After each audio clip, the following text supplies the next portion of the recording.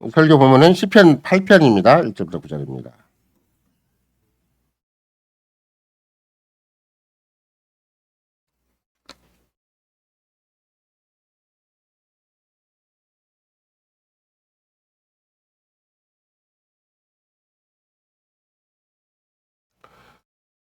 다윗의 시 영장으로 깃짓에 맞춘 노래. 여호와 우리 주여, 주의 이름이 온 땅에 어찌 그리 아름다운지요. 주의 영광을 하늘 위에 두셨나이다. 주의 대적을 인하여 어린아이와 젖먹이 입으로 말미암아 권능을 세우시며 이는 원수와 보좌로 잠잠케 하려 하심이니이다. 주의 손가락으로 만드신 주의 하늘과 주의 베풀어 두신 달과 별들을 내가 보오니 사람이 무엇이 간데 주께서 를 생각하시며 인자가 무엇이 간데 주께서 저를 권고하시나이까. 저를 천사보다 조금 못하게 하시고 영화와 존귀로 관을 씌우셨나이다. 주의 손으로 만드신 것을 다스리게 하시고 만물을 그 발 아래에 두셨으니 곧 모든 우양과 들짐승이며 공중의 새와 바다의 어족과 해로에 다니는 것이니이다. 여호와 우리 주여, 주의 이름이 온 땅에 어찌 그리 아름다운지요. 그리스도의 사랑하는 성도 여러분, 우리는 마태복음 21장에서 그리스도께서 왕으로 나귀를 타고 본격적으로 예루살렘으로 입성하시는 것을 우리가 방금 읽었습니다. 군중들, 당대 유대인들이겠죠. 옛 언약 백성들은 주를 높이는 소리를 분명히 들었고, 또 그들도 왕을 영접하는 가운데 속해서 이제 겉으로 보기에는 어떤 가능성이라도 또 유대 당대 역사 현실에 처해 있는 민족적인 그런 고통이 있고 압박과 서름이 있는 것인데 그걸 누군가가 해결해 줬으면 좋겠다라고 생각을 해서 드디어 예수란 청년이 이 문제에 대한 해결자인가 이런 걸 은근히 기대하고 예수님의 예루살렘 입성을 뭐 쌍수를 들어서 환영을 하기도 하고 또 그들 나름대로 어떤 종교적인 의미를 부여해서 그렇게 호산나라는 큰 찬송을 부르고 뭐 나귀를 타고 오셨지만 큰 백마를 타고 오신 게 아니라 나귀를 타고 오셨지만 그냥 그런 대로 그냥 거기다 또 종려나무를 깔고 또 나름대로 환영 행사를 치른 것이죠. 예를 들면 우리는 왕의 대관식인데도 불구하고 그냥 초라한 행색이 된 거예요. 무슨 장난도 아니고 무슨 세상에서 무슨 가장 유치찬란한 그런 일처럼 보인 것이죠. 거기에 대해서 예수님 당신은 엄청난 영적인 고통을 느끼시고 그런 영적인 고통을 느끼신 사실을 이제 마태가 21장에서 굉장히 섬세하게 또 정확하게 기록해 놓은 것이죠. 어떤 천하의 모든 최고의 장엄함이 있고 희왕찬란함이 있고 큰 영광의 행사가 있다 할지라도 여러분도 아마 뉴스를 보신 분은 아시겠지만 10월 1일 날뭐 그게 장소가 어딘지는 잘 몰라도 어쨌든 대통령이 열병이라는 그 앞에 지휘관의 구호 아래 쫙 우리나라 군대 전체를 한번 대표적으로 사회를 하는 경우를 봤잖아요. 그것만 봐도 야 대통령 되면 저 정도 하는 거구나라고 생각을 해보는 건데 만약에 정말 예수님이 만왕의 왕이시고 만주의 주로서 대관식을 하는 건데도 불구하고 겨우 나귀 새끼를 타고 와가지고 종려나무 깔고 옆에 장난치듯이 막 호산나 호산나 외치고 있다면 조롱하는 것이죠. 어떻게 생각한다면 우리나라 대통령도 함부로 누가 조롱하는 것이 뭐 아무리 언론에서 떠든다 할지라도 함부로 이세를 발휘하기로 한다면 10월 1일 같은 열병식이 생길 수도 있는 거거든요. 따라서 여러분과 나는 그리스도의 장엄한 위엄과 영광을 얼마든지 우리 스스로 확인을 하고 그걸 우리야말로 우리들만이라도 주께 돌려야 되겠다라고 생각하는 게 우리 예배고 우리 찬송이고 그러는 것인데 우리마저도 그런 생각 별로 없어요. 교회를 쉽게 생각을 하고 나라는 존재도 그리스도라는 그 만왕의 왕이시고 만주의 주이신 분도 그냥 가볍게 생각하는 게 너무나 많기 때문에 옛날 유대 백성이나 별 다를 바가 없구나라고 생각할 때가 참 많이 있죠. 여러분도 아마 뉴스를 보신 분, 특별히 한국 교계를 관심 있게 돌아보신 분 아시겠지만 10월 마지막 주째 뭐 어디에선가는 200만의 대한민국 모든 보수 교단, 뭐 자유교단 포함해서 200만 기독교인들이 모여가지고 큰 집회를 해요. 거기에 대한 반대 의견이 굉장히 소수에 불과해요. 세발의 총신, 고신, 합신 다 포함해서 뭐 이쪽 옆에 있는 통합은 말할 것도 없고 다 200만이 모여서 지금 정부에 대해서 강력한 이의를 제기하는 그런 행사를 벌이죠. 옛날 최낙지 목사님이 그 하나님 나라는 소책자의 이런 보시면 아시겠지만 CCC라는 대학생 선교회 전체 모임에 가셔서 그때 하신 말씀이 있어요. 80년대이기 때문에 얼마나 대학생들이 막 데모를 열심히 할 때예요. 국가 어떤 반정부 또는 반독재 시위를 한 것이죠. 근데 거기에 생각을 하면 최 목사님이 거기서 하신 말씀은 가장 힘없는 방법이 데모라는 방법이다. 왜? 민중의 힘이 얼마나 약한 것인가. 강하게 몰아붙이면 그냥 탱크 앞에 총 앞에 꼼짝도 못하는 군중인데 뭐 정부가 탱크나 총을 바로 제시가 안 되면 막 무조건 숫자가 모여서 뭐 큰일을 이룰 것처럼 우리나라는 민주화가 상당히 그런 부분에 있어서 발전했다고 생각할 사람도 있으나 최낙재 목사님 입장은 저게 가장 빈약한 방법이고 무기력한 방법이다. 진짜 능력 있는 방법은 교회가 복음을 전하는 방법이다. 교회가 믿음으로 행하는 것이다. 이렇게 생각을 했다면 200만 명이 기독교인들이 어느 광장에 모여서 정부에 대한 대책을 항의하는 집회를 한다 할지라도 그게 얼마나 초라한 방법이고 심지어 조금 깨달은 그 어떤 젊은 목사는 아니에요. 어느 목사는 저게 마귀적인 방식이다라고 단호하게 말하기도 해요. 그런 일에 대부분의 보수기단이 다 거기 동참해 있어요. 우리가 늘 개혁기단이라고 칭할 수 있는 심지어 고신도 거기에 동참하고 있고 그걸 신학교 교수나 목사나 어느 누구도 그것이 문제가 있다고 제시하지 않아요. 이런 맥락에서 예수님이 왜 하필이면 나귀를 탄 연약한 모습으로 겸손한 모습으로 특별히 예루살렘 입성을 하셨을까 생각을 해보면 당대 유대 사회에서 예수님은 어떻게 생각을 했겠는가. 거짓 교회고 언약을 배반한 교회고 정말 인본적이고 세속적인 그 유대 왕국 옛 언약 마지막 옛 언약 교회가 하나님의 말씀과 그 능력을 함부로 믿지 못하고 그냥 자기들 나름대로 종교적인 세계를 유지해 갈 때 얼마나 빈약한 태도를 취하고 얼마나 조롱 섞인 태도를 취했겠는가 이거 충분히 알 수가 있는 것이죠. 물론 유대 백성이라고 해서 왕을 원하지 않은 건 아니에요. 정말 메시아적인 왕을 원한 거죠. 그냥 단순히 정치적인 왕, 경제적인 왕을 원한 건 아니에요. 그들은 종교적인 의미까지 부여해서 정치, 종교, 사회 모든 문화까지 포함된 그런 왕이 등장하기를 바란 거예요. 그래서 이전에 바로 유대인들이 그 자신들의 해석에 따라서 예수님이 스가랴서 예언을 성취해 줄 걸 기대한 것이죠. 근데 예수님의 무방비 상태, 무장 해제 상태가 이제 문제가 된 거예요. 그러면 적어도 바리새인과 서기관, 사회적인 공의원들과 긴밀하게 상의를 해서 어떤 독립운동을 한다든가 아니면 뭔가 거창한 계획을 꾸며야 되는 것인데도 불구하고 예수님은 홀로 겨우 조금 약간의 제자들을 데리고 거의 무방비 상태고 그냥 무장 해제 상태죠. 그걸로 왕으로 오신다고 하니까 그 백성들은 이게 뭐지? 이거 믿거나 말거나가 돼버린 거예요. 백성들의 뜻에 부합하는 행동을 하기를 원했는데 그래서 정말로 경천동지하는 능력과 큰 권세와 그런 위력을 가지고 그렇게 자기들에게 부각되기를 바랬는데 근데 그래서 자기들 한 사람이라도 거기에 좀 더 보태기도 하고 그 나라도 그냥 거기에 칼을 들고 기술을 품고 헌신자가 되기를 바라고 그게 베드로 아니에요. 나도 이 왕국이 도래하는 데 있어서 내 역할을 해야 되겠다. 뭐 독립투사처럼 처신한 거죠. 근데 예수님은 철저하게 반대 행동만 하세요. 그럼에도 불구하고 마태복음 21장에 보면은 예수님이 시종일관 주도권을 가지고 계신다. 그들의 그 주변에 둘러있는 사람들의 어떤 대화도 놓치지 않으시고 어떤 소리 하나 놓치지 않으시고 그를 심중에 있는 것까지 충분히 살피셔서 계속 이끌어 가시는 것이 마태복음 21장이에요. 우리가 뭐 지난번에 어떤 파노라마식의 어떤 헐리우드식의 영화가 빙자한 그런 내용이 있었다면 여기는 진짜 주님이 섬세하게 피도 이런 피디가 없고 감독도 이런 감독이 없어요.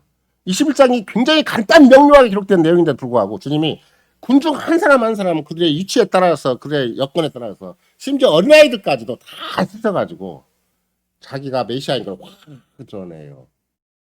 메시아 왕국이 어떻게 도래할 것인가 그 자기 초성화뿐만이 아니라 청산이까지 메시아 왕국과 청산이까지 다 드러낸 장면이 마태복음 21장이에요. 그러니까 이런 것들은 우리가 얼핏 보기에는 뭐 이게 무슨 말이야 있어도 되고 없어도 되는 말 써 있고 그냥 여기에 잡다한 막 인간들이 서로 그냥 어떻게 본다면 잡담을 하듯이 아니면 논쟁을 하듯이 아니면 자기식의 어떤 그런 평가와 판단하는 것이 왔다 갔다 한 것처럼 보이지만 예수님께서는 항상 보이지 않는 주도권을 가지시고 당대에 흥분된 무리들의 관념이나 그런 전제에 따라서가 아니라 계시된 예언을 이루의 차차기 없이 차근차근 이루어 가시는 것인데 그만큼 성신의 충만한 지시와 인도에 따라 자신의 왕국을 친히 세워가시는 한 걸음 한 걸음을 지금 전진해 가는 것이죠. 따라서 이미 백성들의 뜻이 어디에 있는가, 민중의 뜻이 어디에 있었는가, 그게 비한다면 예수님 자신의 뜻 사이에는 굉장히 현저한 차이가 생겼고 거기에 보이지 않는 알력과 긴장이 계속 있는 것이죠. 그게 21장에서는 굉장히 겉으로 보기에는 막 민중도 예수님의 가는 길에서 참 동참한 것처럼 보여요.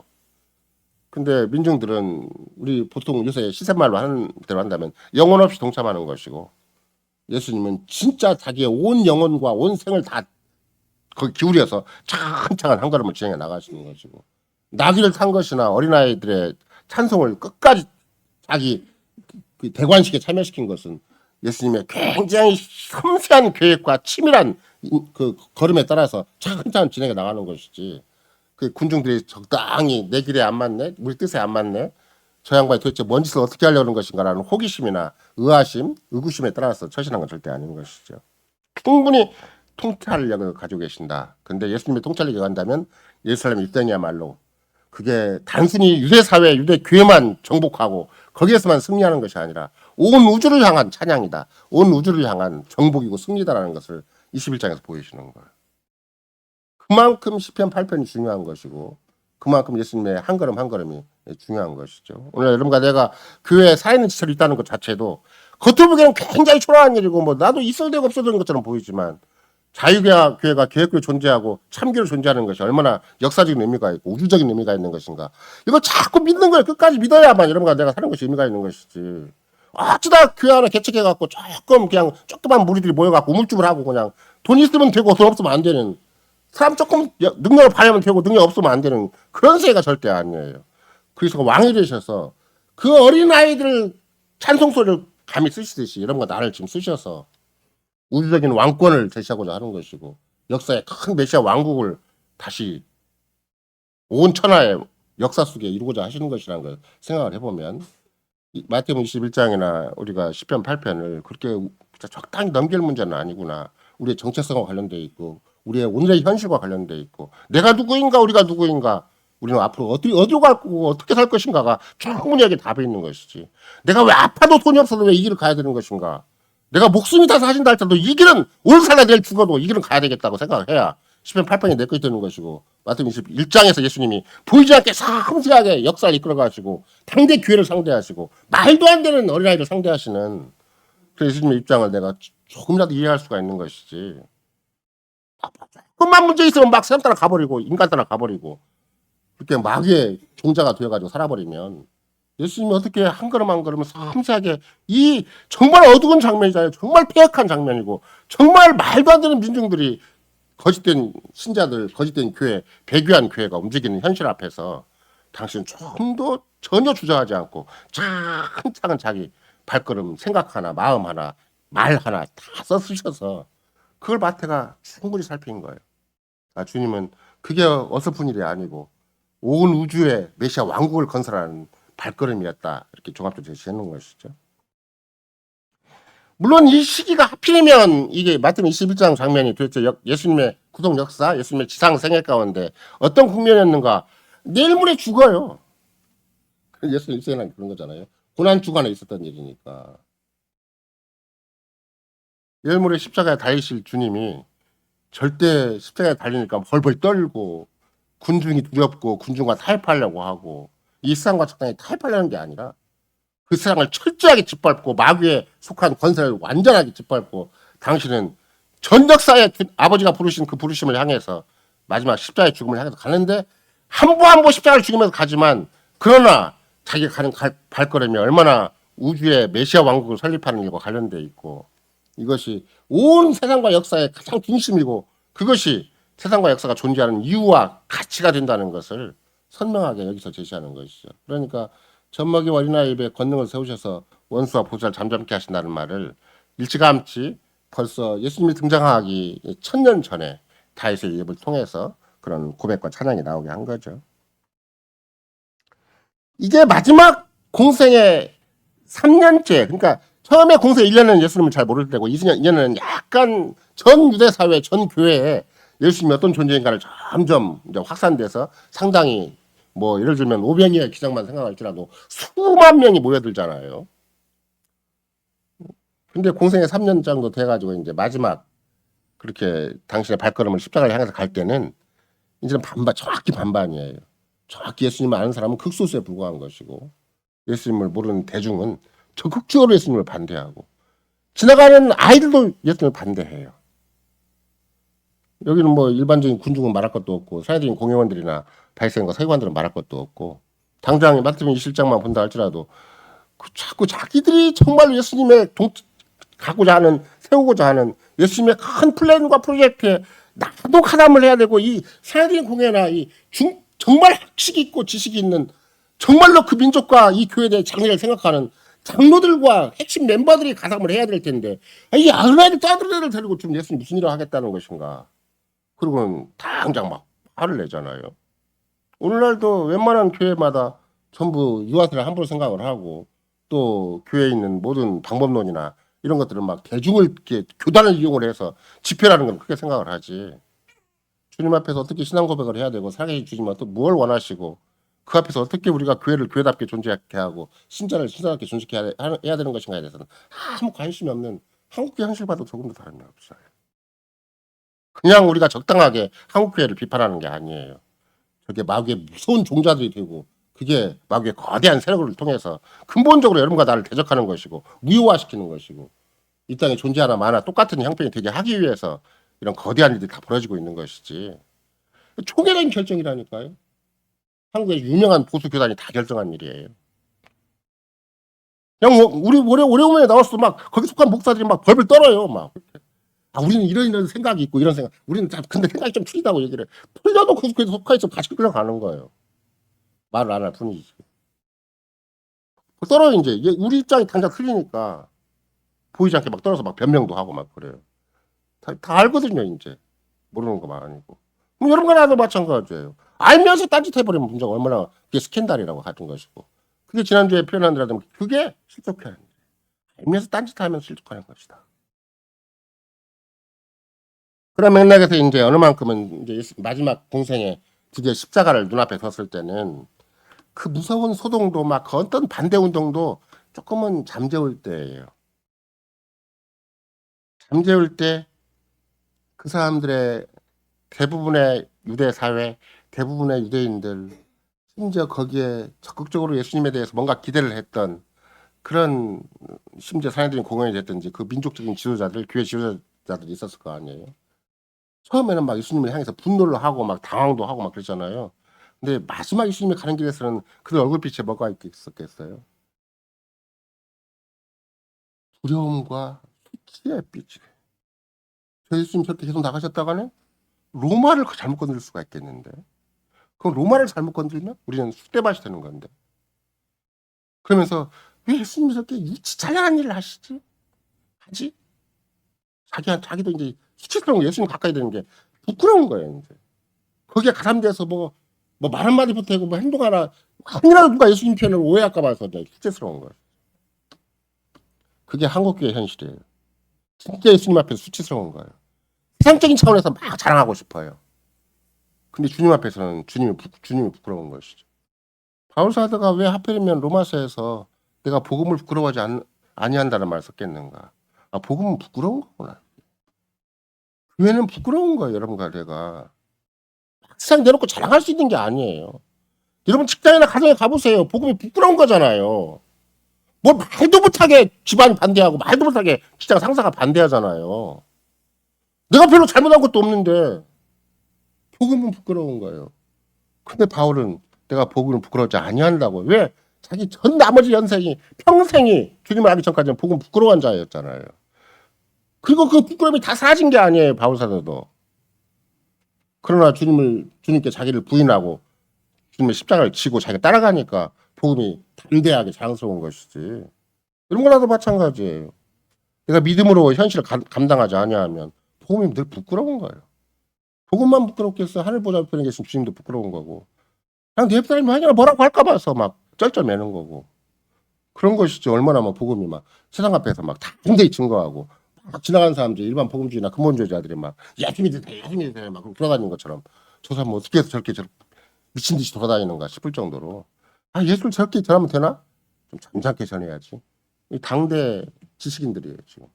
예수님 주변에 있는 그 무리가 막 떠드는 거 보고 그 무리가 못 떠드는 거에 대해서 함부로 제시하지는 못해요. 지식인들은 절대 대중한테 잘못 평가하면 안 되거든요.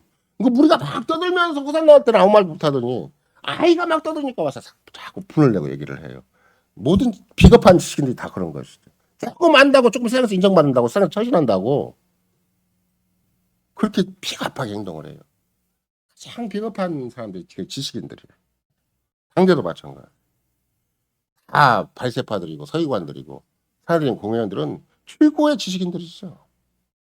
근데 그것과 조금 일가친척 돼 있고 조금이라도 명함을 나누고 있고 그런 사람들이 다 있을 거 아니에요. 여러분 명시되지는 않았지만 거기에는 그런 부끄러운 어른들이 있어서 예수님을 생각할 때마다 저 양반이 왜 저렇게 나귀 짓을 하는가. 그냥 정답게 그냥 걸어가시지. 왜 그 샤는 그 나귀 같은 바보 같은 짓을 하는가 저게. 이 민족의 장래를 책임진 사람이고 이 교회의 장래를 책임진 사람이 어떻게 저렇게 바보 같은 짓만 하는 것인가. 근데 예수님은 그게 예언된 거니까 그대로 하시는 거예요. 그게 하나님이 말씀하신 것이고 그게 겸손한 자가 처신하는 방식이고 그게 이 메시아 왕국 평화의 대우주적인 대평화가 도래하는 그 방식 주님이 쓰시는 방식이기 때문에 그렇게 하시는 것이죠. 그럼 맥락에서 우리는 시편을 다시 한번 돌아보면 8편은 그 시편 8편이 해와 달과 별로 대피되는 일반 계시를 제시하는 것처럼 보이지만 정말로 일반 계시의 자연 계시를 통해서 하나님 얼마나 위대하신가 얼마나 참 존귀하신가 달과 별을 제가 충분히 볼 수가 있다고 얘기를 하잖아요. 근데 일반 계시 갖고는 늘 빈약하잖아요. 이런 거 내가 생각을 해봐도 저도 옛날에는 지금이야 뭐 별로 그런 짓은 없겠지만 저 실리 포도원 가는 것을 옛날에 제가 교회 처음 들어가니까 실리 포도원 가서 그냥 포도 따먹는 거예요. 근데 자연계시 연구회 포도 따먹을 적이 있어요. 얼마나 현찬한 짓인데 막 이름을 거창하게 붙여서 대학생들인데 그냥 단체로 포도 따먹으러 가는 거예요. 근데 자연계시 연구회라고 그래요. 연구가 되겠어요 그게? 근데 진짜 자연계시는 과학이 달아들어도 연구가 안 돼요. 연구 되는 것처럼 보이지만 그럼에도 불구하고 시편 8편은 자연계시를 노래한 건 아니에요. 오히려 특별계시에 준한 자연계시죠. 특별계시 없는 자연계시를 얘기하는 게 아니라 시편 8편은 특별계시에 준한 자연계시예요. 그러니까 해와 달과 별을 봤는데 주의 손가락을 만드신 걸 본 거죠. 일반 자연계시는 주의 손가락이 어디가 보여요? 아무것도 안 보여요. 그냥 포도만 보이고 자연만 보이겠죠. 근데 주의 손가락 만들었다고 한 걸 보니까 특별계시로 자연계시를 본 거구나 이걸 알 수가 있어요. 근데 그 정도가 그치지 않잖아요. 하나님의 손가락으로 그렇게 하시더니 똑같은 여호와 하나님께서 뭘 하신다 그래요. 젖먹이와 어린아이 입에 권능을 세우셨다고 얘기를 하고 원수와 보사를 잠잠케 하신다고 얘기를 해요. 그러니까 젖먹이 어린아이 역할을 뭐라고 하는 것인가. 이방나라 이스라엘 대적 원수 치명적인 원수가 뭔가 그러면 이스라엘의 아까도 유대 사회가 가지는 결정타가 뭐냐면 그들이 메시아 왕국의 정체성을 상실했다는 거잖아요. 하나님의 제사장 나라로서 복에 근원된 민족으로서의 거룩한 백성으로서의 정체성을 상실했다는 것인데 그걸 누가 그러겠어요? 그 마귀가 속이는 거예요. 교회는 그거 아무것도 아니야. 교회는 그냥 내 정신적인 위로를 얻는 그냥 액세서리지. 내 인생의 액세서리지. 교회가 내 본질이 아니야. 교회는 그냥 종교적인 하나 가지는 것에 불과한 것이지. 종교생활하는 것이지. 내 직장생활에 비하면 교회는 아무것도 아니야. 거꾸로죠. 교회 생활이 있기 때문에 직장생활에 의미가 있는 거죠. 교회가 존재하니까 내 존재가 의미가 있는 것이지. 어디에 교회 없이 내 인생에 의미가 있고 직장에 의미가 있겠어요. 근데 다윗은 안 그래요. 하늘의 무별을 바라보고 그냥 별이 아름답다. 저 별은 나의 별, 그런 게 아니에요. 손가락으로 만드셨구나. 그 손가락이 젖먹이 어린아이 입으로 권능을 세우셨구나. 저 손가락을 의지할 때만, 저 손가락을 내가 인정할 때만 원수와 보살을 잠잠케 할 수가 있는 거구나. 내가 무슨 군사력을 동원하고 내가 얼마나 특수부대 요원이 되어서 세상을 정복하는 것이 아니라 얼마나 세상에서 생존 경쟁에서 살아남아가지고 고시 서너 개 패스해야 세상에서 이런 명함을 내미는 것이 아니라 그냥 믿으면 된다. 저기. 영적인 신령한 싸움에 대해서 다윗이 인식을 하는 거죠. 그 영적인 신령한 싸움은 당연히 특별 계시로만 확인할 수 있는 것이지. 어디 영적 분별력이 세상에 있겠어요? 이미 부패하고 타락해가지고 영적인 무지 상태에 있는 인간인데. 따라서 시편의 주제는, 시편 8편의 주제는 의외로 자연의 영역에서 은혜의 영역으로 넘어가요. 창조로부터 재창조 넘어가는 것이고 일반 계시로부터 특별 계시로 넘어가는 거죠. 시편 8편 가만히 보고 있으면 그래요. 근데 그것이 특별 계시의 핵심이 뭔가 하면 예수 그리스도가 이 땅에 오셔서 죽으시고 부활하시고 승천하시고 하나님 부족 보내 계셔서 당신의 영을 통해서 교회를 세우시는 것이고 교회를 중심으로 세상과 역사를 움직여 나가시는 거예요. 그게 특별 계시의 핵심이죠. 그러니까 달이 왜 존재하는가, 별이 왜 존재하는가, 교회를 위해서 존재해요. 교회 손가락으로 만들었다는 것을 놓치지 말라는 거예요. 세상이 왜 존재하는가, 교회를 위해서 존재하는 것이지. 세상이 잘 먹고 잘 살라고 행복하게 살라고 존재하는 게 아니에요. 거기서 그냥 안일무사하고 돈 벌면 벌수록 살아가는, 돈 벌면 벌수록 더 세상에 악에 빠지고 불의에 빠지는 그런 인생을 살라고 하는 것이 아니라 더 돈을 벌면 벌수록 더 마귀의 자식이 되고 마귀의 종이 되는 그런 삶을 살라고 한 게 아니에요. 주님의 도구가 되어서 세상을 지배하고 정복하는 자리에, 원래 사람의 형상된 자리, 사람을 부르신 자리, 온 우주에 대한 통치자의 그 자리를 회복하라는 것이죠.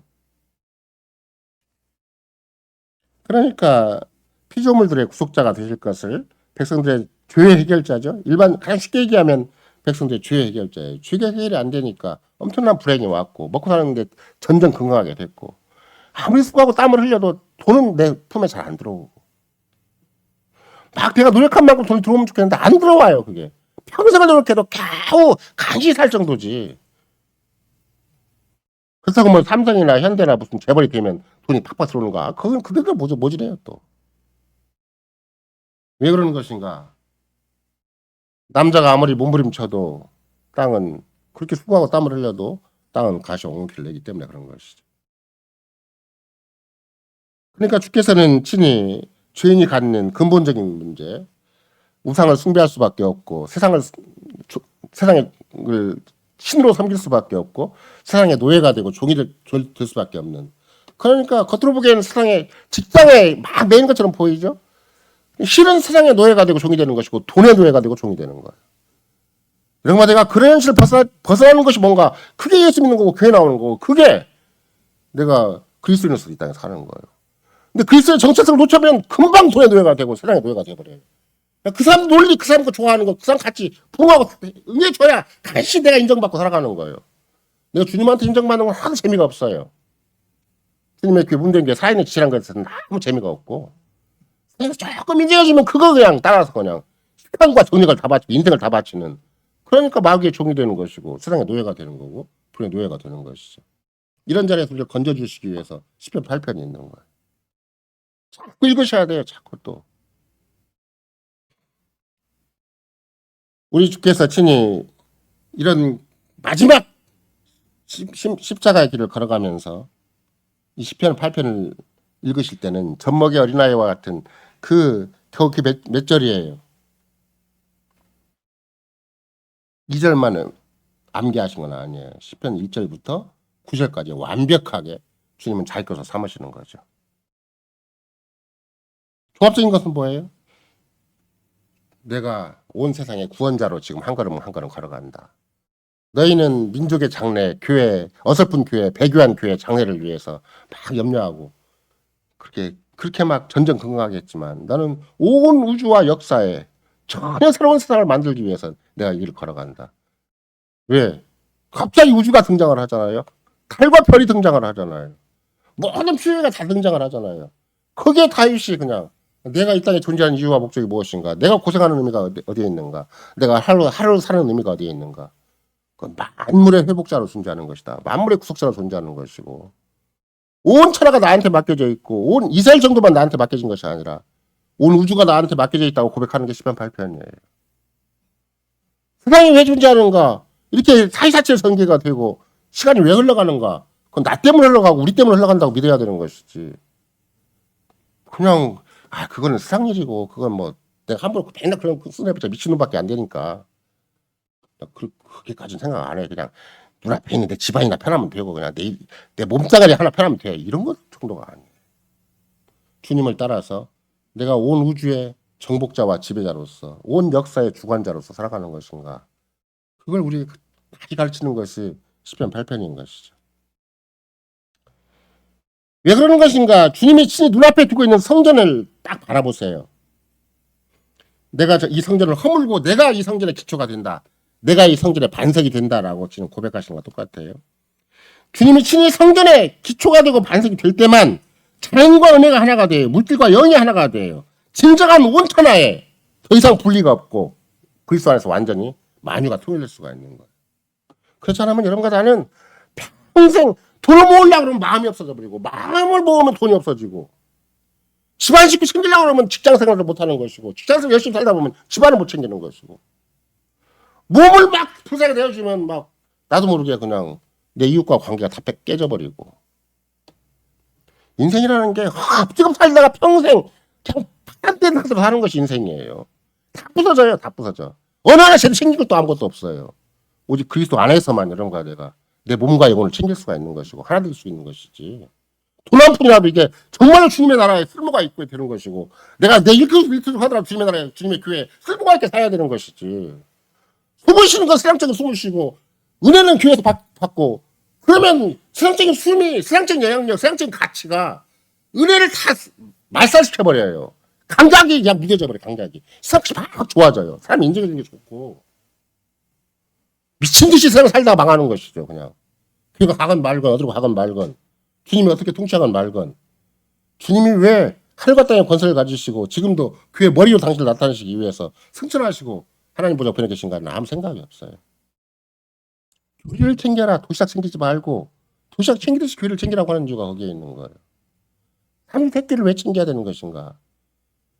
그러니까 먹고 사는 이유와 목적과 가치가 오직 교회에 있고 주님의 나라에 있기 때문에 하나님 보좌 계신 만왕의 왕이시고 만주의 주이신 그분이 그런 삶을 살도록 나를 이 땅에 부르신 것이기 때문에 난 내 인생을 세상 사람들 인정받기 위해 사는 게 아니에요. 오직 주님 앞에 쓰임받고 주님 앞에 인정받고 주님 앞에 열매를 드리기 위해서 이 땅에 사는 것이지.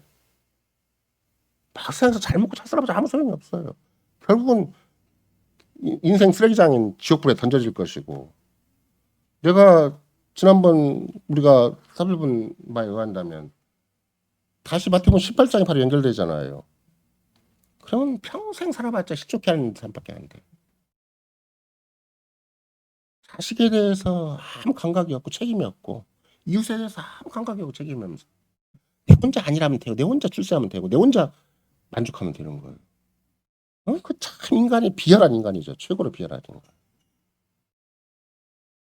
거기에 비한다면 10번 8편은 어린이들의 합창을 하나님 나라 군대로 삼으시는 거예요. 어린이들 합창. 그렇죠. 원수 보살 잡는 게 하니까. 내가 어린아이들을 향해서 내 자녀 언약의 자녀를 향해서 목숨 걸고 키워야 되는 이유는 하나님 나라 군대가 돼요. 다 살아서 교회 장로가 되고 집사가 되라는 말이 아니에요. 그냥 젖먹이 어린아이를 잘 품고 내가 언약 안에 살기만 하면 죽게 기도하고 끝까지 주님 앞에 신앙 고백하고 살기만 하면 품고 있는 아기도 하나님 나라의 군대가 돼요. 품고 있는 아기도. 다 키워봤자 다 세상으로 달려갈 거 아니에요. 어설픈 세상에서 뭐 조금 배웠다고. 그런 망할 인생을 살지 말고 품고 있고 같이 하고 있어도 신앙 고백을 하고 기도와 찬송을 하고 주님 앞에 쓰임받고 주님 앞에 변함없이 주님의 도구가 되고 주님의 나라의 필수 분자가 되는 그런 인생을 주님이 우리한테 보여주시는 거잖아요. 어린아이라도 주님의 나라의 군대가 된다. 그것도 그냥 적당한 어린아이가 아니라 그냥 햇짤배기 소리 겨우 해봤자 햇짤배기 소리밖에 안 하고 겨우 한다면 수빈이 옹알이 해요? 주안을 하나? 나머지는 다 짧은 소리겠죠. 그런 소리를 하더라도 그 주님의 나라의 군대가 된다는 거예요. 이거는 두고 개혁교회가 좋아하는 말이에요. 개혁교회는 너무 힘이 없거든요.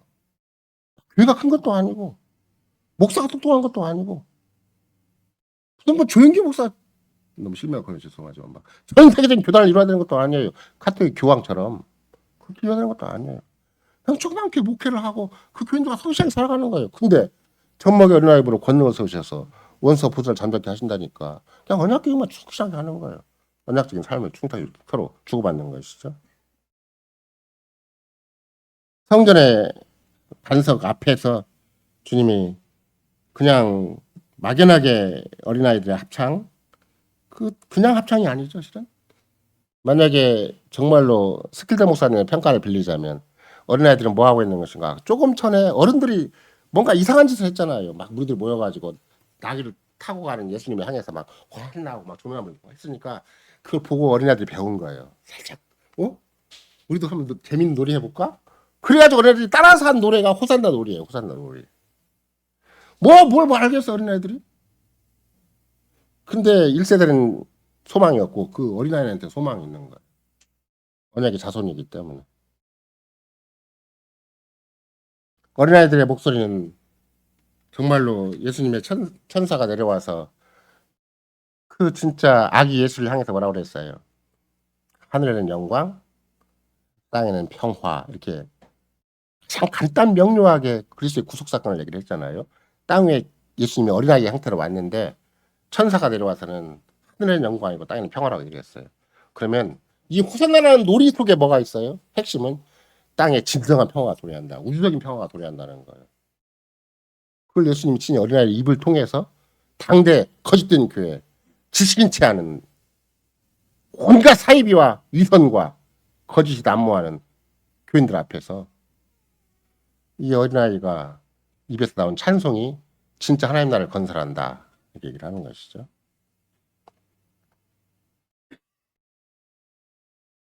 만약에 우리가 시편 8편을 제대로 이해를 한다면 또 액면 그대로 이해를 뭐 복잡하게 이해하지 않고 액면 그대로 이해한다 그래도 하늘 보좌 앞에 계신 주님은 다윗의 평가에 의한다면 다윗의 고백에 의한다면 다윗의 찬양에 의한다면 젖먹이에게도 역할과 책임을 부여해 주신 거구나.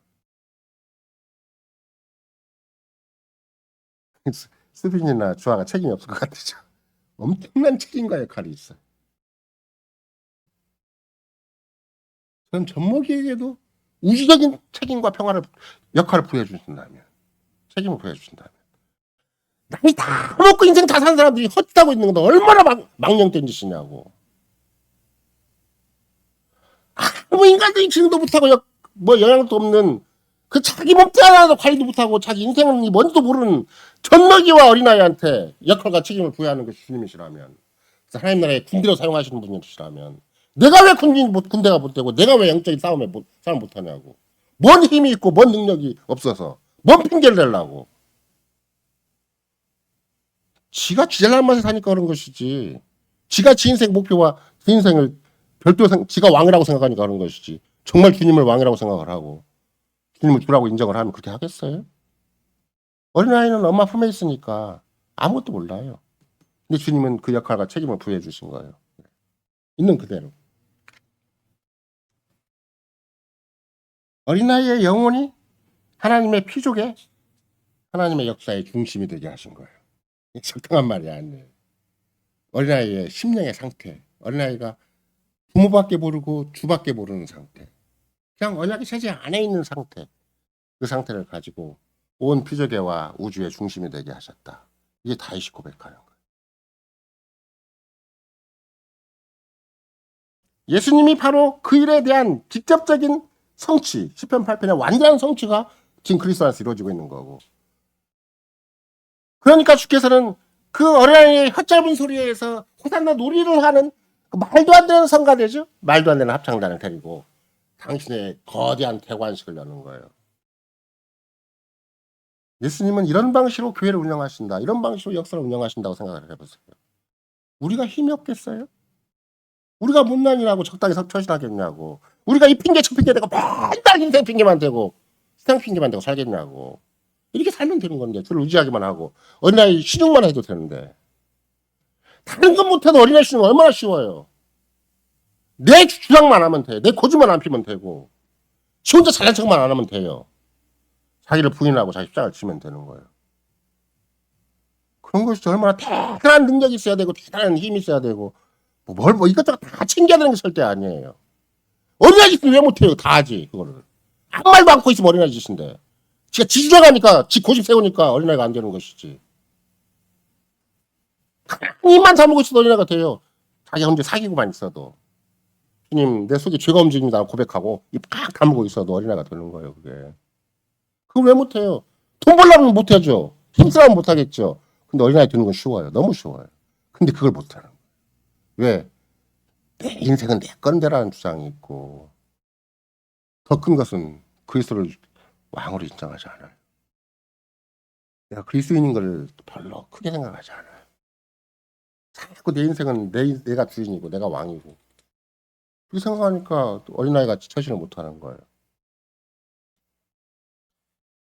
예수님의 관심은 어린아이의 일침이지만 당대 시대적인 여건에 의한다면 이제 사회를 전제로 한 여건을 의한다면 어린아이의 일침을 누가 무시해요?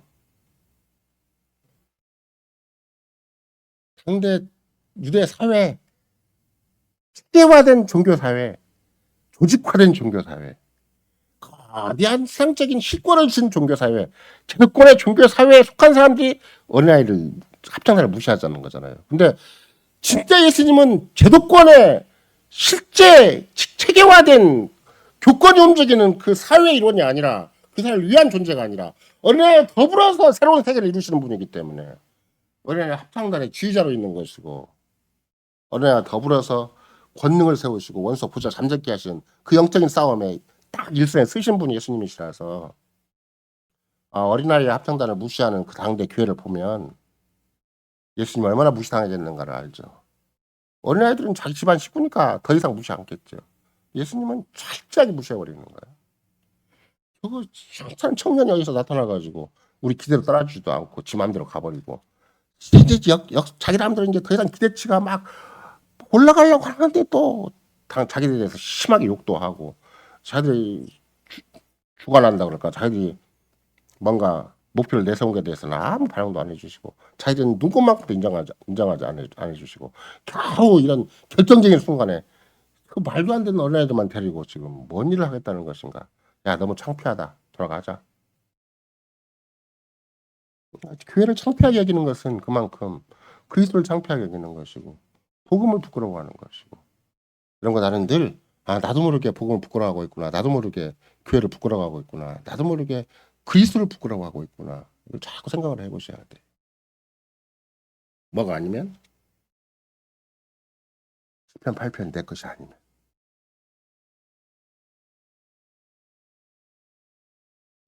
그래서 이제 다시 마태복음 21장으로 돌아오면 결국은 예수님께서 하필이면 그냥 의연하게 편히 자기 길을 가시긴 가시는데 성전 입성을 눈앞에 두고 당신이 하신 일 하나가 있어요. 그게 뭔가 내가 마태복음 21장 아까 처음 읽었잖아요.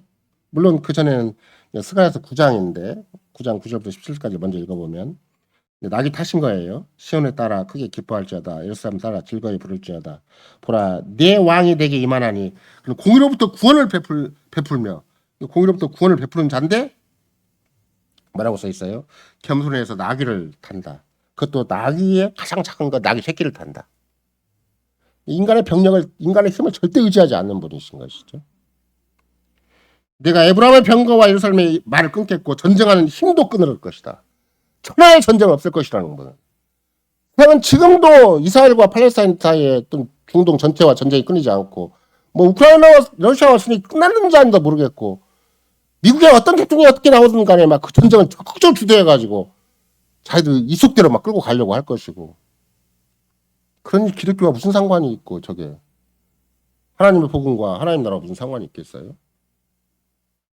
근데 스가랴서 예언자는 내가 에브라임의 병거와 예수님의 말을 끊겠고 전쟁하는 활도 끊으리니 그가 이방에게 화평을 전할 것이요 그의 정권은 바다에서 바다까지 이르고 유라대 강에서 땅끝까지 이르리라. 또 너로 말할진대 내 언약의 피를 인하여 내가 너의 갇힌 자들을 물 없는 구덩이에서 놓았나니 소망을 품은 갇혔던 자들이 너희는 보장으로 돌아올지니라. 내가 오늘날도 이르노라. 내가 배나 네게 갚을 것이라. 내가 유다로 당긴 활을 잡고 에브라임으로 먹인 살을 삼겠으니 시온아 내가 내 자식을 격동시켜 헬라 자식을 치게 하며 너로 용사의 칼과 같게 하리라. 여호와께서 그 위에 나타나서 그 살을 번개같이 쏘아내릴 것이며 주 여호와께서 나팔을 불시면 남방 휘릿바람을 타고 행하실 것이라. 만군의 여호와께서 그들을 호위하시리니 그들이 원수를 삼키며 물맷돌을 밟을 것이며 그들이 피를 마시고 즐거이 부르기를 술 취하는 것 같이 할 것인지 피가 가득한 동이와도 같고 피 묻은 재단 모퉁이와도 같을 것이라. 이 나라에 그들이 하나님 여호와께서 그들을 자기 백성의 양떼같이 구원하시리니 그들이 멜로관의 보석같이 여호와의 땅이 빛나리로다. 그의 형통함과 그의 아름다움이 어찌 그리 큰지 수는 곡식으로 강건하며 천에는 새 포도주로 그러하리로다. 뭘 빼고 이스라엘 백성은 스가랴가 그대로 예수님의 적용되기를 바래요. 앞에 나귀 새끼 빼고 나머지 것이 적용되기를 바래요. 성경을 골라서 믿는 거예요. 근데 주님이 나귀 새끼 탄 것은 이 위대한 우주적인 대평화의 세계, 전쟁을 철저하게 정복해버리고 어떤 중에도 정복해버리고 완벽한 우주적인 대평화가 도래하는 세계, 그 세계를 그렇게 하기 위해서 주님이 나귀 새끼를 타고 들어가시는 거예요. 그러니까 주님이 그냥 한 걸음 한 걸음 일거수일투족이 전부 구약의 예언을 그냥 성취하는 일이 되는 것이죠. 그러기 위해서 주님은 뭐 하시는 거예요? 일단 절름발이도 비속어인가? 금지된 놈이에요. 소경은 뭐라고 바꾸라고 그랬죠? 절름발이와 소경이 이제 언급되어 있는데 여기에 단체 치료를 하세요. 단체 치료. 주님이 이런 어린아이의 엄청난 그 합창단을 운영해 나가시면서 하필이면 어린아이들로 하여금 보도록 단체 치료를 하세요. 너희가 합창하는 것이 나와 더불어 지금 움직이는 이 분위기가 그냥 무기력한 것이 아니라 그 당시 어떤 의학도 해결할 수 없는 어떤 세상적인 방법도 해결이 안 되는 그 단체를 치료를 하세요. 소경과 절름발을 다 고치시죠. 예수님은 어린아이를 비롯한 그 주변 사람들의 마음속에 강력한 인상을 지어주는 거예요. 메시아 왕국의 능력이 없는 거 아니다. 내가 권세가 없는 거 아니다. 나는 인류가 역사를 다 껴안고 있는 그 문제를 일시에 해결할 수가 있는 거다. 이렇게. 지금도 온 천하가 뭐 코로나도 마찬가지지만 의학적인 뭐 100가지 데이터를 가지고 막 천하를 다 우리가 사람의 건강을 도모하고 인생을 다 살리는 것처럼 얘기를 한다 그래도 의학적인 한계가 다 있어요. 해도 그 밑도 끝도 없는 짓을 해야 돼요. 근데 주님은 한 번도 후유증이 없는 단번에 딱 해결해버려요. 내 나라는 이런 능력이 있다고 보이시는 거예요. 나는 이런 권세가 있다고 보이시는 거예요. 우주를 회복하는 권세가 있다. 모든 질병과 모든 약함이 다 죄에서 비롯된 것이고 타락에서 비롯된 것이지만 나는 근본적으로 죄에서 너희를 구원할 자고 온갖 비참의 너희를 구원할 자다. 그걸 마태복음 21장에서 간단 명료하게 보여주세요. 집단 치료를 딱 하심으로 말이야. 약속된 것도 아니에요. 그냥 거기에 행여라도 그냥 이스라엘 대중이 당대 유대 대중이 뭔가 우리를 향해서 뭔가 이속이 있지 않을까라고 모여든 거예요. 그러니까 기적을 행하심으로 말미암아 치유의 기적, 집단 치유의 기적을 행하심으로 말미암아 장차 메시아 왕국이 어떤 형태로 도래할 것인가를 간단 명료하게 보여주신 것이죠. 이 메시아의 자화상이에요.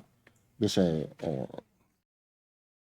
그러니까 얼마나 겸손하게 나귀 새끼를 타고 오셨으면은 이게 미래의 왕이 될 만한가? 이게 교회 지도자가 될 만한가? 아까도 그 예수가 이렇게 나귀 새끼 끌어오라고 하니까 뭐 그 겨우 선지자다고 겨우 얘기를 하는 거잖아요. 선지자 예수다. 예수님의 자화상에서는 두 가지 점이 아주 독특한 것인데 하나는 첫 번째는 아까 같이 나귀 새끼를 타고 오는 지극히 겸손한 자다, 지극히 낮은 자다 형태로 오는 거죠. 스가랴서가 그린 두 번째 그림은 뭐예요? 그게 정말로 신정국의 형태인데 완전 무함 상태, 완전 무장 해제 상태. 너무나 온순하시고 너무나 겸손하세요. 너무나 온유하시고 어떤 전쟁의 진용을 갖추지 않아요. 어떤 인간의 힘을 거기에 보태지 않아요. 어떤 칼도 사용하는 거, 스가랴서가 얘기하는 그렇잖아요. 어떤 칼도 활도 소용이 없다 이렇게 얘기하잖아요. 칼도 활도 소용이 없고 어떤 군사도 소용이 없는데 평화가 도래하는 거예요. 그게 주님의 나라, 주님의 교회 능력이에요. 여러분과 내가 가진 능력이 그런 능력이에요. 막 돈이 있어야 되고 뭔가 막 사람 앞에 명함을 내밀어야 되고 뭔가 지식이 있어야 되고 뭔가 힘이 있어야 되는 게 아니에요. 그냥 주만 의지하고 어린아이같이 되기만 하면 돼요. 위대한 군사가 될 수가 있어요. 그 나라의 진짜 건설자가 될 수가 있는 것이고 교회 건설자가 될 수가 있는 것이죠. 절대 칼을 사용하지 않아요. 오히려 그걸 경멸해요. 어떤 군비 경쟁도 단호하게 거부를 하죠. 이게 무슨 수동적이고 피동적으로 그냥 적당히 참고 지내는 문제가 아니에요. 가장 적극적인, 다른 말로 얘기한다면 그리스도의 은혜의 나라, 그리스도의 메시아 왕국은 이 세속세계 예수님이 친히 딱 오셔가지고 당장 나귀를 타고 직접 어린 성가들을 운영해 가면서 딱 하듯이 적극적으로 하시는 것이지. 구약에 있는 걸 그대로 스가랴가 예언했던, 예레미야가 예언했던, 이사야가 예언했던 그 그대로 지금 처해 나가시는, 자기 하는 성격에 나가시는 거예요. 그러니까 이 세상 가장 부패하고 타락하고 가장 언약을 배반하는 현실 앞에서 적극적으로 당신 침투에 들어가시는 거예요. 하나님 나라 강력하게 그 한가운데 씨를 심고 한가운데 그 위대한 나라의 전진을 시작하시는 것이죠. 교회가 그런 곳이에요. 이 세상에 다 교회를 우리 교회를 배반하고 천하를 다 이런 엉뚱한 초단지 차지해가지고 자기들 기독교 대표인 것도 퇴시한다 할지라도 아무 상관이 없어요. 주님은 누구 편인가가 중요해요. 내가 누구 편인가가 중요하지. 다른 사람이라도 주님 앞에 서서 살면 그게 답이지. 막 교단이 결정을 해야 되고 무슨 총회가 결정을 해야 되고 그건 전혀 아니에요. 주님 앞에 신앙 고백을 하고 주님 앞에 쓰임 받기만 하면 되는 거예요. 그건.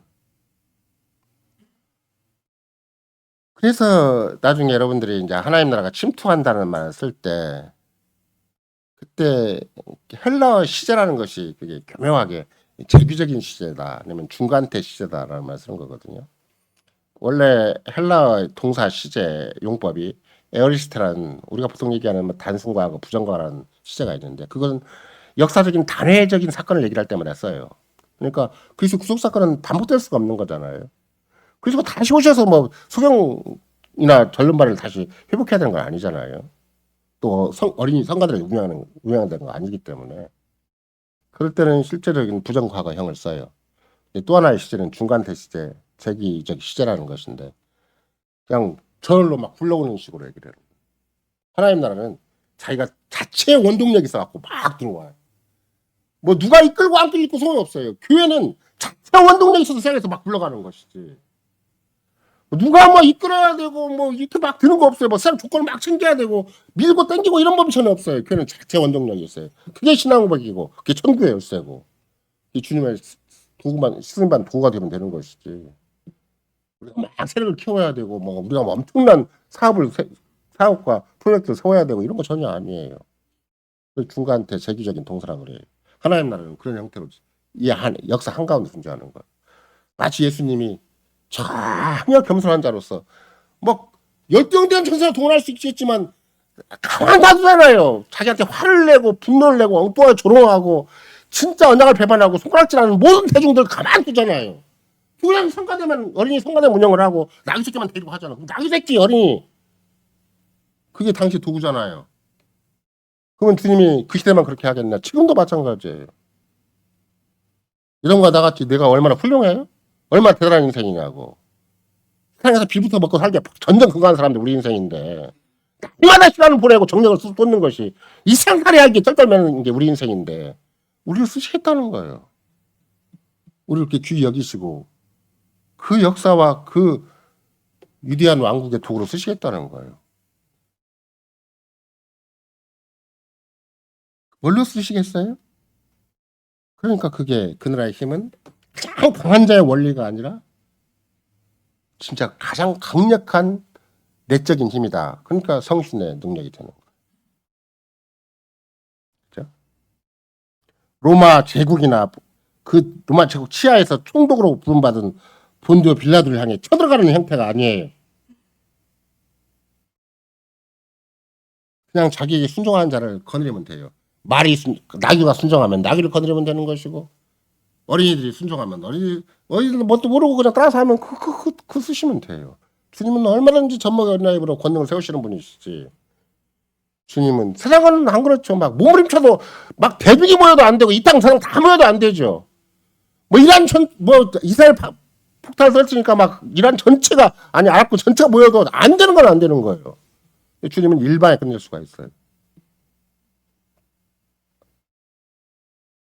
그냥 가장 좋은 방법이 주님이 쓰시는 방법이 뭐예요? 하늘보좌 앞에 계신 주님이 쓰시는 방식이 당신의 교회 안에 택한 자를 불러 모으셔서 그냥 그들에게 은사를 주시는 거예요. 목사로서 은사를 주시고 집사로서 은사를 주시고 장로로서 은사를 주시고 서로 돕고 사랑하는 은사를 주시는 거예요. 그냥 믿는 은사를 주시는 거죠. 근데 믿음이라는 것은 우리가 가장 나약하게 자기를 부인하고 주만 의지하는 걸 믿음이라고 그러는 거죠.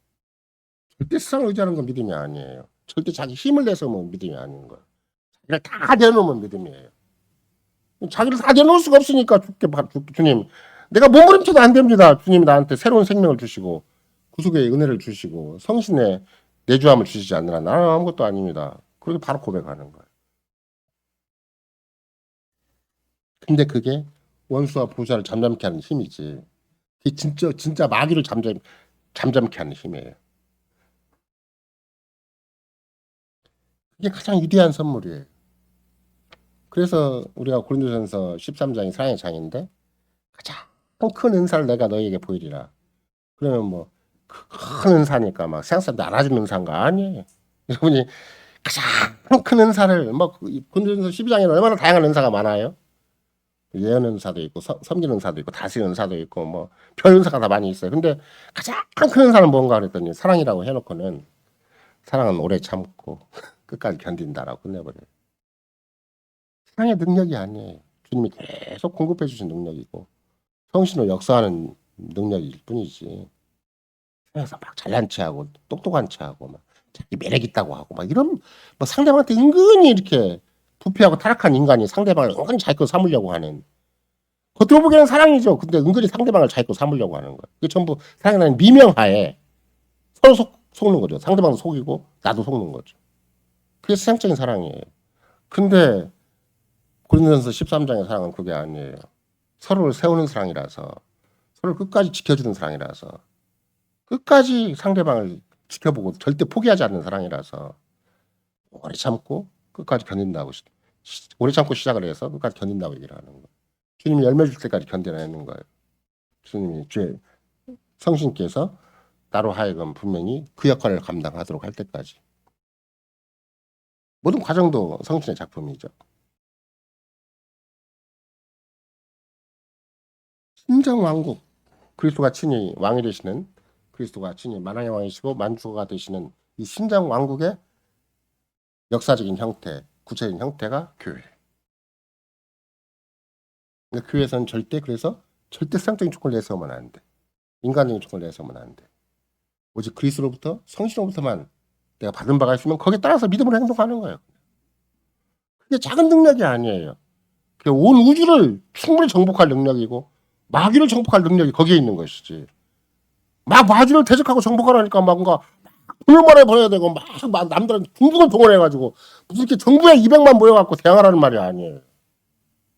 우리 교회가 존재하면 마귀는 사라지는 거예요. 우리 교회가 존재하면 천하가 아무리 하나님 말씀 반대하고 딴짓을 한다 할지라도 우리는 기도에 써 있잖아요. 우리가 기도하면 된다고. 세상에 지혜롭고 총명한 자들 다 주께서 패하시고 부끄럽게 하시는 분이 주님이시라서 세상은 얼마나 크게 생각을 하겠어요. 복음은 부끄러워하고 세상의 지혜와 총명은 자랑하는 그런 거라면 우리는 복음을 부끄러워하지 않기 때문에 우리의 믿음을 부끄러워하지 않기 때문에 세상의 지혜를 부끄럽게 만들어버리는 거예요. 대립이 딱 되잖아요. 내가 복음을 부끄러워하든지 아니면 세상적 지혜와 총명을 내가 흠모하고 은근히 시샘하고 은근히 내가 거기에 나도 해서 인정받는 사람이 되면 좋겠다 이렇게 생각을 한다면 그럼 결국은 복음 부끄러워하고 그리스도를 부끄러워하는 것이고 교회를 부끄러워하는 모습이 되는 것이죠. 겉으로 보기에는 그냥 시편 8편 인용한 것이고 젖먹이 어린아이 입에 작은 성가들을 운영한 자로서의 그 주변 사람은 잠잠게 하는 것에 불과한 것처럼 보여요. 그러나 주님의 구속사의 발걸음 하나하나를 생각을 해보면 드디어 우주의 대평화를 건설하는, 하늘의 평화를 건설하는 진짜 전주곡을 울리신 것이다. 네, 생각할 수가 있죠. 우리 구약의 흑가랴서의 진정한 주석서를 쓰시는 것이다.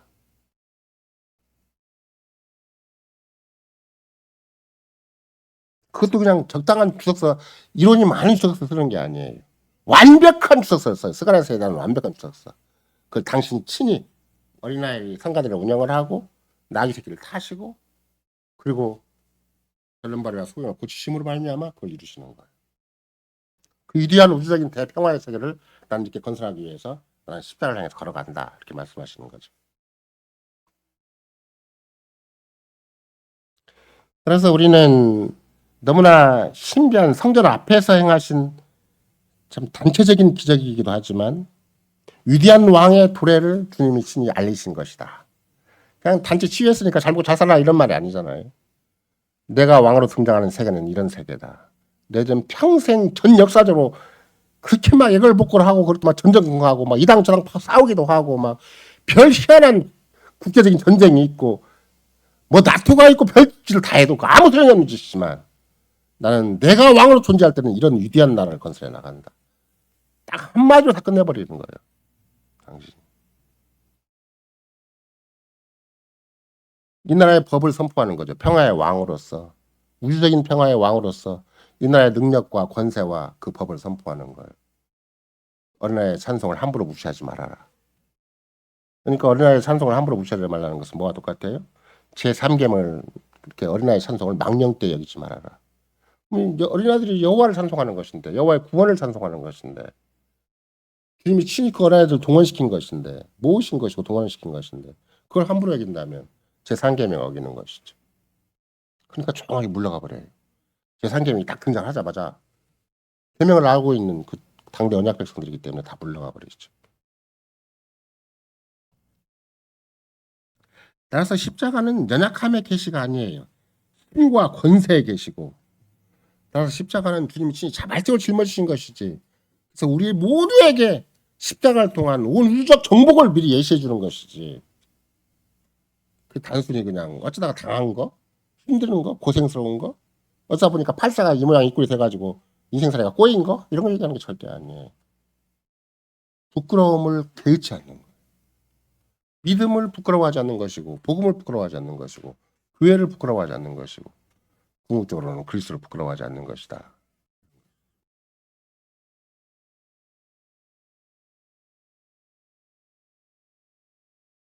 예수님의 입성 장면, 예수님으로서는 대관식의 시작인데 그 백성들 타락한 배교한 언약교의 현실에서는 예수님 입성 장면이 뭐가 되겠어요? 걸림돌이 되어버리죠. 아시 예수님 자체가 걸림돌이에요. 예수 안 믿고 싶어요. 이스라엘 백성 전체 도시는 메시아 왕을 기다렸잖아요. 왕을 기다렸어요. 사사기도 마찬가지겠지만 여러분과 나도 마찬가지예요. 우리는 상대를 막 이렇게 타락했으니까 개념이 중간지대 회색지대가 생겨서 그렇지 서로에게 왕을 구하는 거예요. 왕이 진짜 왕이라면 나는 행복할 수가 있죠. 내 남편이 왕이라면 부인과 가족은 다 행복할 수가 있어요. 근데 부당한 왕이에요. 지 고집도 많고 능력도 없고 쓸데없이 이상한 주장을 하고 그러니까 엉터리 왕이죠. 우리도 모르는 사이에 직장 상사가 왕이길 바라요. 나를 완벽하게 품어주는 왕. 돈도 딱 주고 보너스 딱 주고 복지도 딱 개선해주고 내 행복도 보장해주는 직장 상사도 실은 왕과 똑같아요. 그게 왕이 아니에요. 그건 나를 철저하게 부려먹고 버리는 달면 삽기고 쓰면 뱉는 것이 세상 논리고 세상 이치지. 여러분과 내가 얼마나 직장에서 인정받는다고 훌륭한 직장이 되겠냐고. 내가 정말로 그냥 손이 닳도록 발이 닳도록 수고하지 않으면 절대 날 인정 안 해줘요. 내가 노예처럼 굴어야 간신히 인정해 주죠. 주님은 거꾸로 주님이 우리의 노예처럼 주님이 우리의 종처럼 만행하시고 만져해 주신 그분이 나같은 성격을 기다리신다니까. 나같이 인격 지질이 못난 사람을 생각도 모지라고 마음도 모지라고 아무것도 갖춘 것이 없는 인생을 잘 기다리셔서 내가 너를 그냥 둔 게 아니라 온 우주를 다스릴 자로, 세상을 정복할 자로, 네 환경에 예속된 그런 돈의 노예가 되고 세상의 노예가 되라는 말이 아니라 네 환경을 잘 주의 뜻과 영광을 위해서 잘 거느려서 아무리 사소한 여건이고 아무리 세상에서 처박힌 여건이라 한다 할지라도 그 환경의 여건을 가지고 주를 위해 쓰라는 거예요. 거기서 주의 이름이 드러나고 주의 영광이 드러나고 주의 뜻과 나라가 건설되도록 하라는 거예요. 네가 월급 많이 받아 헌금 많이 내야 되는 것이 아니고 월급 아무리 적게 받아도 그 주님을 위해 얼마든지 쓸 수가 있고 주님의 나라와 교회를 위해서 얼마든지 자기 역할을 할 수가 있으니까 하라는 거예요. 그게. 그 두렵돈이 됐든 세렵돈이 됐든 쓰라는 거예요. 그런 맥락에서 주님은 지금도 변함없이 당신이 대관식에 입성할 때 그 어린아이의 성가들을 운영하시고 나귀식에 쓰신 것처럼 지금도 역사 전체를 통해서 당신의 교회를 건설하시는 방식, 당신의 은혜의 왕국을 건설하시는 방식, 역사를 주도하는 방식은 이런 방식인 것이다. 이런 것이죠.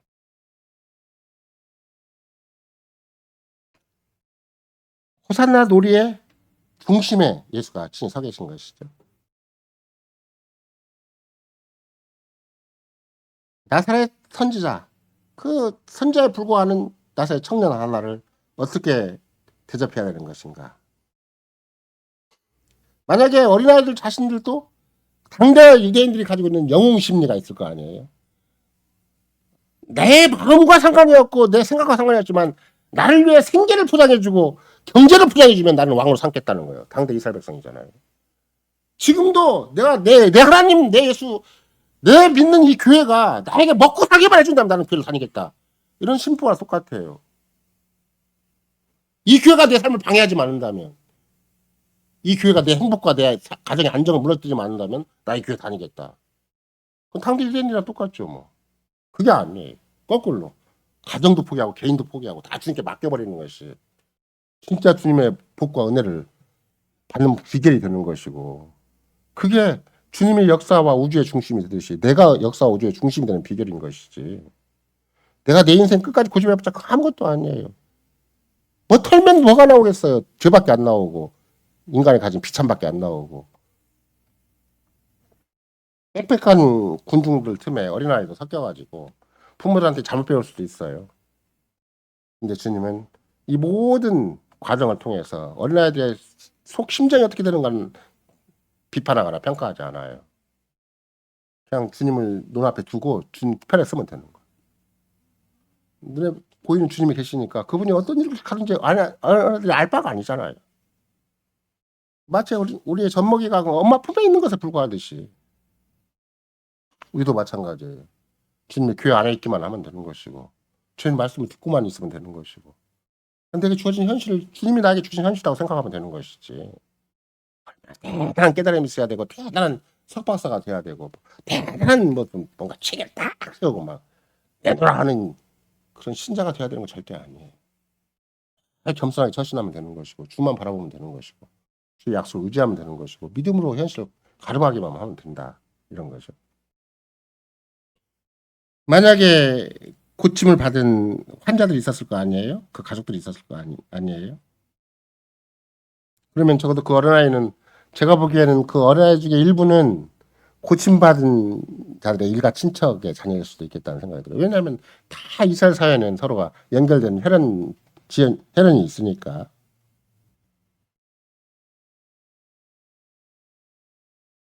그러니까 만약에 어린아이들이 심지어 호산나 놀이를 하고 있다는 것 자체는 어느 한편에서는 그런 현실을 목격했으면서도 진심으로 믿음이 나서 나오는 행위는 아니고 자기 부모들이 조롱하듯이 그런 놀이를 했기 때문에 자기들도 조롱하듯이 했을 거예요. 어느 쪽에서는, 어느 차원에서는. 그럼 뭐가 똑같은 것인가? 이런 거 내가 코로나 같은 심각한 상황이었는데 돌팔이가 막 돌아다녀요. 그런 적 있었잖아요. 코로나도 이길 수가 있다고 막 엉뚱한 무슨 약초 막 잡초를 캐다가 막 이거 있으면 코로나도 이긴다고 하고. 어느 돌팔이 의사가 막 코로나 있는데 우리 이렇게 하면 코로나 낫는다고 해보세요. 이렇게 하면 암이 난다고 생각을 해보면. 천부당 만부당한 애가 될 거 아니에요. 예수님 지금 돌팔이가 돼 있어요. 우리는 과학과 의학과 학문과 지식이 세 개가 갖춰져 있어가지고 그 세계에서 딱딱 맞아야 떨어져야 되는 건데 당대 현자들, 당대 식자들 당대 최고의 인텔리gen트자들이 뭐 얼굴에 창피를 느낄 정도예요. 뭐 마치 이런 거 내가 코로나 겪었는데 누가 막 들판에 있는 막 잡초 불러다가 날린다 그러면 그 사람이 일가 친척이 뭐 얼마나 창피하겠어요. 그 사람이 내 형이고 오빠고 뭐 내 집안의 어른이다 그러면 너 얼마나 더 창피하겠냐고. 지금 그런 식이에요, 예수님. 상천하에 인정하지 않는, 상천하에서 부끄러웠고, 상천하에서 말도 안 되는 그런 어린이 데리고 무슨. 근데 주님은 철저하게 말씀에 근거하고, 철저하게 현재 예언에 근거하고, 철저하게 1호의 차차기 없이 하나님이 자기에 주신 일정한 플랜과 일정한 프로젝트에 의해서 일정한 대관식의 모습이, 대관식, 하나님이 주신, 아버지가 주신 대관식이죠. 대관식 이렇게 초라하게 진행된다 할지라도 그 초라함을 통해서, 그 가난함을 통해서, 그 겸손함을 통해서 온 우주가 다스려진다. 온 역사가 주관된다. 이렇게 가르치는 거예요. 시편 8편으로 친히 주변 사람에게 응답을 하셨어요. 근데 이게 굉장히 주변 사람을 당황케 하는 응답이죠. 여러분과 나도 우리가 믿음으로 살면, 정말 복음을 의지하고 공에 합당한 삶을 살면, 정말로 교회를 의지하고 교회 안에서 살면 세상에서 인정받기를 포기하셔야 돼요. 세상에서 막 일가 친척한테 자랑하고 뭐 심지어 부모가 자식한테 뭐 체면을 세우고 이런 문제가 아니에요. 내가 정말 주께 순종하는 문제인가, 주만 의지하는 문제, 정말 믿음의 문제고, 끝까지 주님이 약속하신 위대한 세계, 그 영광의 세계, 은혜의 세계, 우리가 스스로 헤아릴 수 없는 너무나 복된 세계를 향해서 우리는 한 걸음 한 걸음 주님 앞에 부름받았다. 난 내가 사는 것이 내 홀로 내 혼자의 내 인생을 가꿔서 사는 것이 아니라 난 주님께 맡겨서 살아간다. 내게 주어진 하루하루의 시간이 있고 그나마 남은 돈이 있고 그나마 남은 내 몸뚱아리가 있다면 난 주님을 위해 기꺼이 쓰임 받아야 되겠다. 이렇게 살아갈 때 주께서는 우리의 자그마한 헌신, 우리의 자그마한 순종을 통해서 역사와 우주를 책임지게 하신다. 이것을 시편 8편이 우리에게 분명히 가르칩니다.